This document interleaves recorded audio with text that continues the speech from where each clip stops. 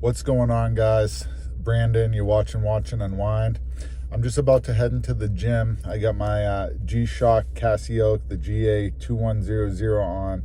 This is my beta watch, $99. And I was just thinking how important it is to have a beta watch in your collection, especially if you're a new collector.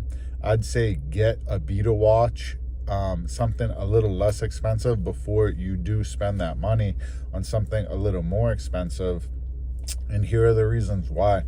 When you wear a beta watch, you can actually wear your watch to the fullest extent. I always wear all of my watches. I've been under the ocean water, snorkeling with my Omega Seamaster. I go hiking with my Rolex on. And I know a lot of you guys who have been in the hobby for a while wear your watches too. But I am more cognizant of where I'm throwing around my arm in space when I have those more expensive watches on.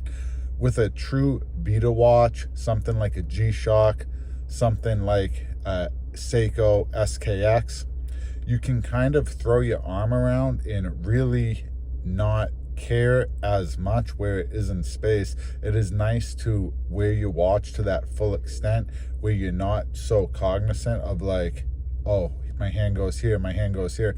When I'm hiking with my Rolex on, I'm careful about, what rocks and stuff I'm climbing up on a mountain. With one of these lesser watches, lesser in cost, I should say, they're still awesome watches. I don't care as much. I'm scrambling, up the rocks, sprinting down hills, whatever I have to do.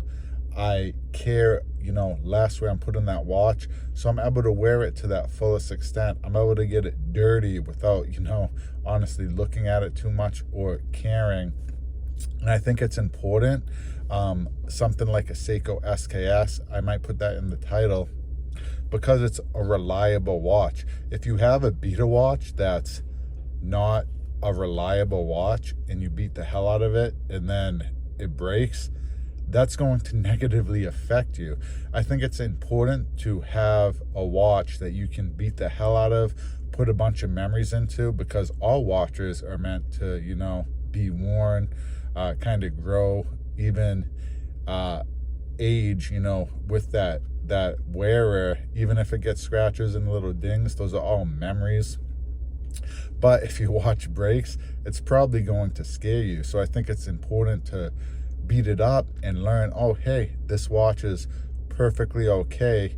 I, did whatever I did with it and it was fine. It didn't break, because that shows you when you spend more money on something like maybe a Rolex Submariner or Omega Seamaster, whatever your grail piece is for you, or a big expensive piece in your collection, that you can wear it to that same extent. And if anything, the build quality is better and it's really, really going to hold up to, just about everything you do with it. Like I said, my G-Shock's one of my beta watches. My Hamilton's even one of my beta watches. And that's the thing about this hobby, guys, is at one point, my Longines $1,000 watch was the most expensive watch in my collection. It's what I call like my first legit watch, my Longines Hydro Conquest. But now that's a watch that's turning more into a beta watch, because I'm at a point where I have more expensive watches than that. So as you grow in this hobby, some of your watches that maybe you thought were the pinnacle of your collection at the time, you're more comfortable wearing them and they turn more into like a beta watch, because you grow and you get other watches in your collection. But like I said, all watches at the end of the day are meant to be really worn to be truly appreciated. I think you have to put those memories onto your watches. I have different memories with all my watches, be it scuba snorkeling around Hawaii with my Seamaster. I wore my Rolex OP when my daughter was born, and I saved a woman's life, had to place someone in citizen's arrest when I was wearing my Hamilton.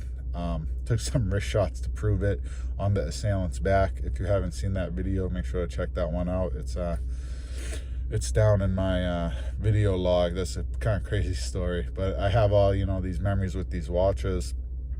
But first you got to get comfortable wearing a watch. So to have a beater watch that you can wear with impunity without thinking about where you're putting it in space, and truly push it to the limits, truly wear it like it's meant to be worn, I think is really important.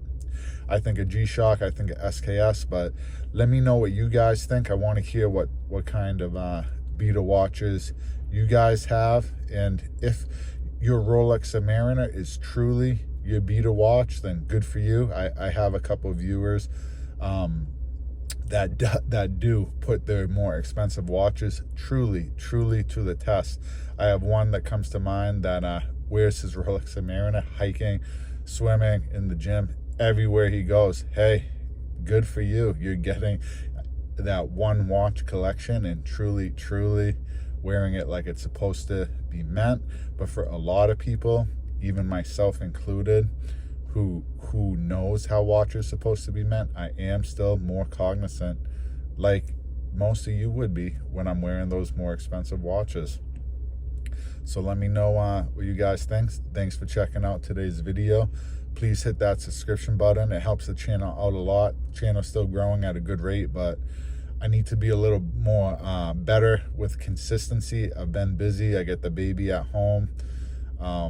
Hence why I'm filming in the car super quick before I go in the gym.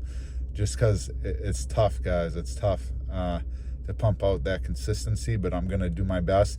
So thanks all you guys for sticking with me. Please hit the thumbs up button. Hit that subscription button, guys. I really appreciate it. Cool videos on the way. Just bought a watch off eBay, my first watch off eBay. And I think you guys are going to want to see this one. I think it's a pretty cool pickup I got. So catch you guys later.